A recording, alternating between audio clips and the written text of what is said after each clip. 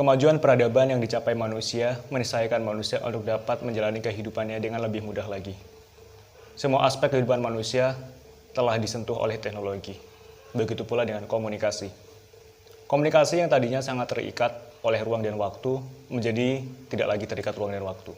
Karena pengaruh teknologi, kita bisa berkomunikasi dengan orang bahkan di luar pulau ataupun antar benua. Namun kemudahan tersebut tentunya meninggalkan banyak konsekuensi di belakangnya, baik itu positif maupun negatif.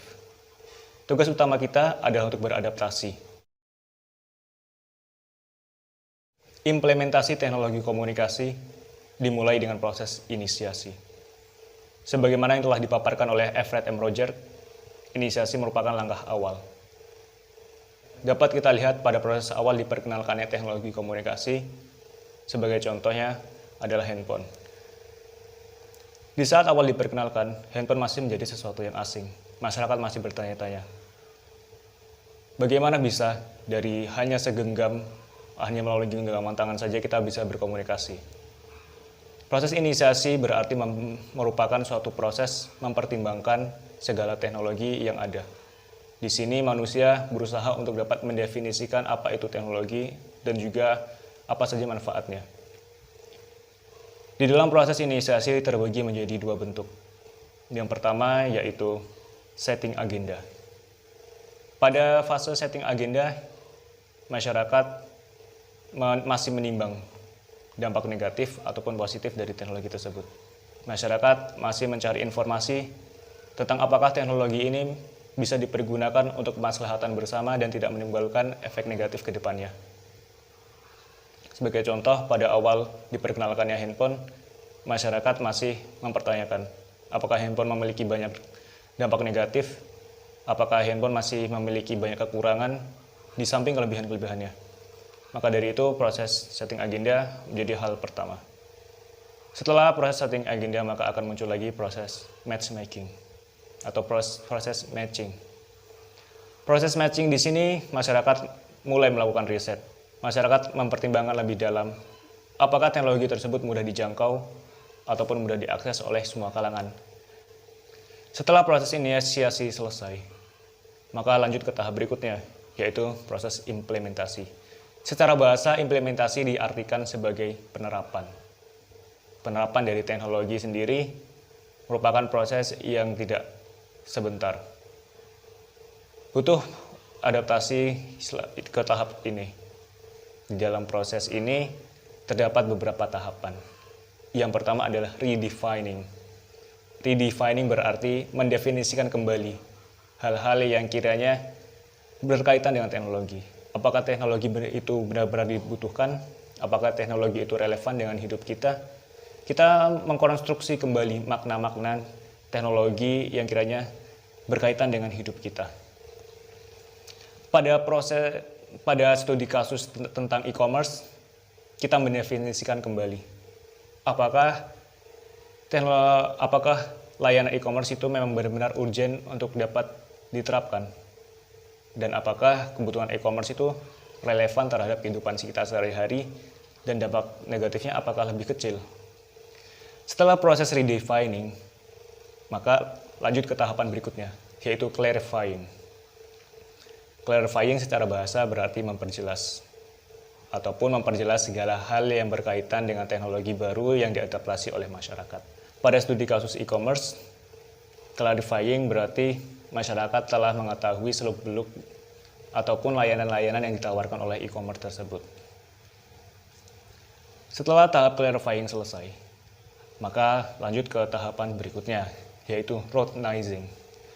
Routinizing berarti kita telah mengimplementasikan teknologi tersebut karena kita rasa bahwa dampak positifnya akan lebih besar daripada dampak negatifnya. Kita telah menerapkan atau menggunakan teknologi untuk mengakomodir segala kebutuhan kita. Pada studi kasus e-commerce, kita telah masuk pada fase routinizing. Pada zaman sekarang kita mulai bergantung kepada e-commerce karena dirasa lebih memudahkan kita untuk dapat berbelanja tanpa halangan ruang dan waktu. Apakah proses implementasi dari teknologi baru itu terjadi secara instan? Tentu saja tidak. Proses implementasi dari teknologi membutuhkan waktu dan juga memperhatikan pertimbangan dari masyarakat yang terkait. Namun, jika implementasi itu telah berhasil masuk ke dalam suatu struktur masyarakat, maka akan mempengaruhi masyarakat pengguna teknologi terkait. Hal pertama yang akan dipengaruhi adalah kebiasaan. Betapa banyak kita lihat sekarang ini kebiasaan masyarakat yang jauh berubah dari waktu sebelum bergantung kepada teknologi. Yang paling dekat dengan kita adalah penggunaan media sosial. Bayangkan betapa banyak waktu yang telah kita habiskan untuk media sosial. Kebiasaan kita yang pada saat sebelum kita kenal dengan media sosial, kita lebih banyak menghabiskan waktu dengan orang-orang terdekat ataupun orang-orang di sekitar kita. Namun setelah diperkenalkan media sosial, kita menjadi lebih sedikit berinteraksi. Intensitas kita untuk berinteraksi dengan masyarakat sekitar menjadi lebih berkurang. Kebiasaan inilah yang kemudian mengubah pola interaksi maupun struktur dalam masyarakat kita. Hal berikutnya yang dipengaruhi oleh teknologi adalah pola pikir. Di era sekarang ini, di mana arus informasi telah beredar begitu pesatnya, kita dapat mendapatkan apa saja. Informasi tersebut yang di kemudian hari bisa saja mempengaruhi pola pikir kita. Karena semakin banyaknya ilmu atau informasi yang masuk ke dalam kepala kita, maka persepsi kita terhadap dunia pun akan berubah cenderung dengan ilmu apa yang telah kita pelajari.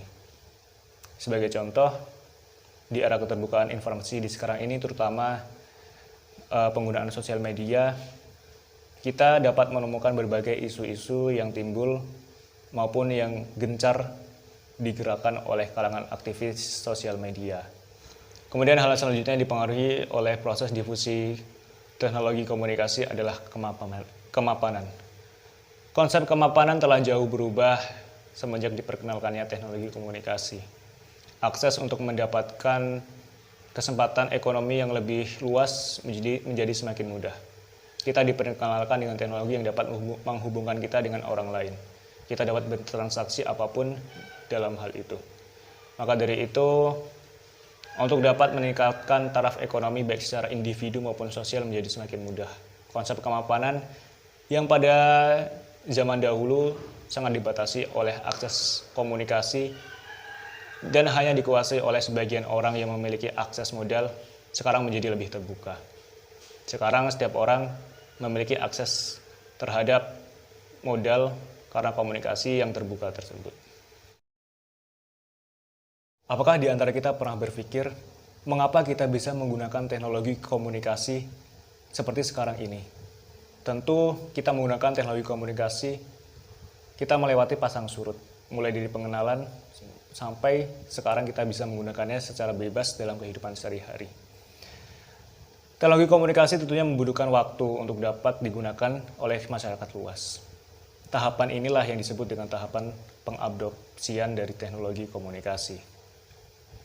Tahapan yang pertama adalah tahapan pengetahuan.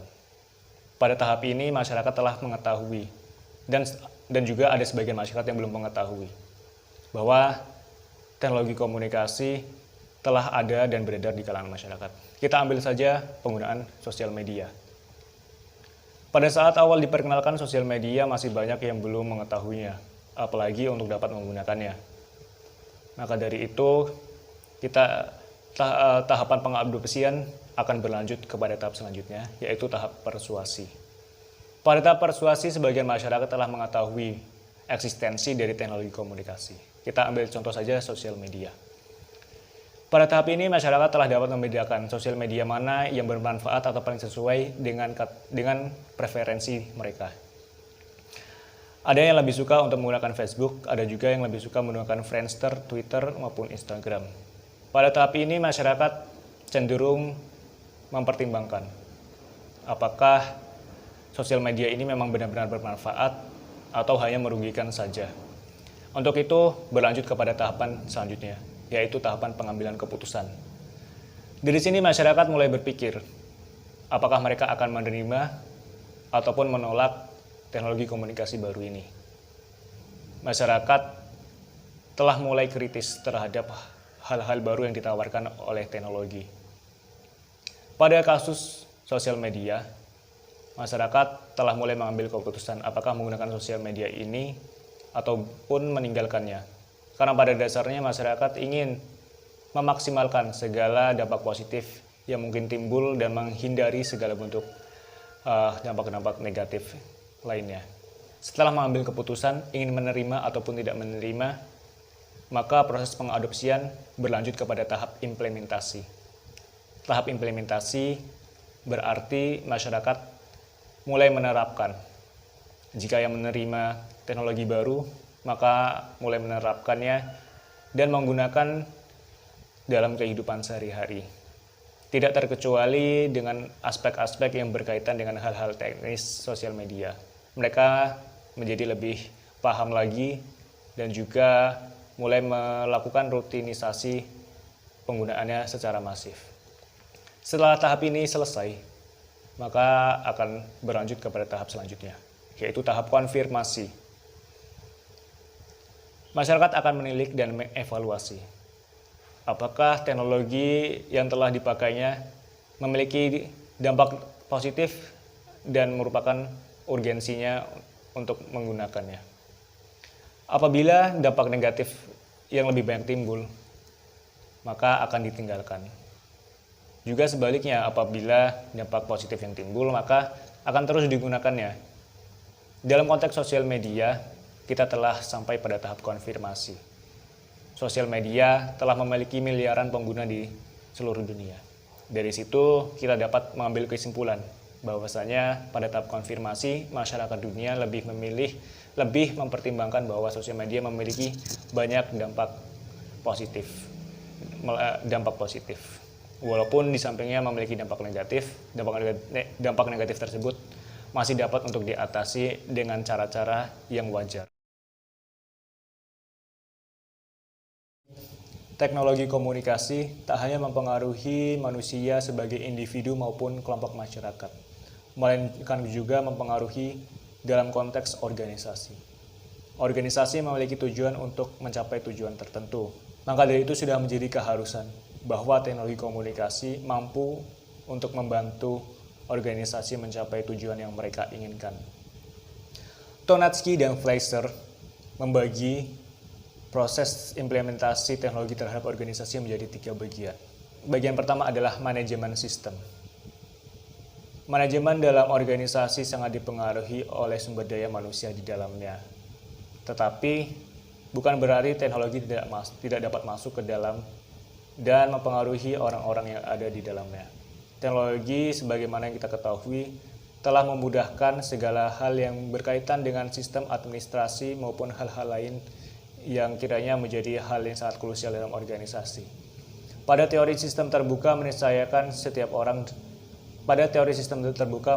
bahwa setiap elemen dapat masuk ke dalam suatu sistem dan menghadirkan dampak positif di dalamnya. Maka dari itu teknologi mampu untuk dapat menjalankan itu semua. Pada bagian yang kedua, teknologi mempengaruhi proses birokrasi. Proses birokrasi menjadi lebih mudah karena teknologi yang dikembangkan mampu untuk menghubungkan antara mereka yang memiliki kepentingan dengan pihak yang dapat memenuhi kepentingan tersebut. Sebagai contoh yang paling dekat dengan kita adalah sekarang proses birokrasi terutama yang berkaitan dengan pemerintahan menjadi lebih mudah. Kita dapat mengakses website-website untuk mengurus surat-surat yang kiranya kita butuhkan. Pada bagian selanjutnya, teknologi dapat mempengaruhi pengembangan organisasi. Dalam satu organisasi, partisipasi dari anggotanya sangat diperlukan. Karena partisipasi tersebut merupakan dasar untuk dapat mengembangkan organisasi secara lebih luas dan juga meningkatkan kemajuan dari organisasi itu sendiri. Dengan menggunakan teknologi, partisipasi dapat mudah untuk dinaikkan. Karena pada dasarnya, setiap orang mendapatkan akses informasi maupun komunikasi antara sesama. Sebagai contoh dalam ranah pemerintahan, partisipasi menjadi lebih mungkin untuk dilakukan karena dengan menggunakan akses dari teknologi komunikasi kita dapat menyampaikan aspirasi kita. Begitu pula dalam organisasi yang tarafnya lebih kecil. Implementasi teknologi pada bagian selanjutnya adalah konflik atau tawar-menawar. Tentu saja pada proses masuknya teknologi ke dalam organisasi, sangat banyak konflik dan proses tawar-menawar di belakangnya. Walaupun teknologi telah menawarkan dampak positif yang begitu meyakinkan, namun tentu saja terdapat banyak pihak yang masih menggunakan pola pikir lama. Terdapat beberapa faktor yang mempengaruhi implementasi teknologi dalam kehidupan manusia. Faktor yang pertama adalah sistem sosial. Sistem sosial berkaitan dengan aturan-aturan dalam suatu kelompok masyarakat. Ada masyarakat yang berpendapat bahwa norma dan juga nilai-nilai harus dijunjung tinggi. Dan mereka juga khawatir bahwa teknologi, terutama teknologi komunikasi, dapat mendegradasi nilai-nilai yang telah mereka anut. Maka dari itu kelompok masyarakat tersebut tentunya akan meminimalisir atau bahkan memblok segala teknologi yang berkaitan, akan memblok segala hal yang berkaitan dengan teknologi. Contoh dari kasus-kasus di atas adalah suku Baduy pedalaman menolak kehadiran teknologi karena mereka khawatir teknologi dapat merusak identitas mereka. Sedangkan masyarakat-masyarakat yang cenderung terbuka seperti masyarakat perkotaan maupun beberapa wilayah yang memiliki keterbukaan informasi dan akses teknologi, mereka lebih terbuka terhadap teknologi dan tidak mempertentangkannya. Yang kedua adalah tingkat kebutuhan masyarakat akan inovasi. Kebutuhan manusia semakin hari semakin meningkat dan juga manusia menuntut akan kemudahan. Sebagai contoh, kebutuhan akan inovasi adalah inovasi yang dihadirkan oleh ojek online. Ojek online menghadirkan kemudahan karena pada sebelumnya masyarakat memiliki keluhan tentang bagaimana caranya untuk mendapatkan akses transportasi yang mudah hanya dengan menggunakan handphone saja. Faktor penentu selanjutnya adalah tekanan dari pihak lain. Kita terkadang tidak ingin menggunakan suatu produk teknologi, namun karena keadaan maupun beberapa pihak yang menuntut kita untuk menggunakannya, terpaksa kita juga menggunakannya. Sebagai contoh, dalam dunia perkuliahan, kita dituntut untuk memiliki akses komunikasi berupa WhatsApp agar memudahkan kita untuk mendapatkan informasi dan hal-hal lainnya. Faktor penentu selanjutnya adalah kesadaran individu. Individu sebenarnya memiliki hak pilih dan juga mereka bebas untuk menggunakan teknologi apapun di luar tekanan dari pihak-pihak lain. Contohnya saja, beberapa individu yang memiliki kesadaran akan moralitas lebih mengedepankan untuk tidak menggunakan media sosial karena dapat memicu emosi-emosi negatif yang kemungkinan muncul. Selain itu, di dalam media sosial juga mereka berpendapat bahwa akses informasi tidak bisa mereka kontrol dan bisa saja informasi negatif dapat memenuhi beranda mereka. Jadi mereka lebih memilih untuk tidak menggunakan media sosial. Selanjutnya adalah tekanan dari pihak penguasa. Kita seringkali dihadapkan dengan dilema apabila terdapat regulasi yang menuntut kita untuk menggunakan teknologi.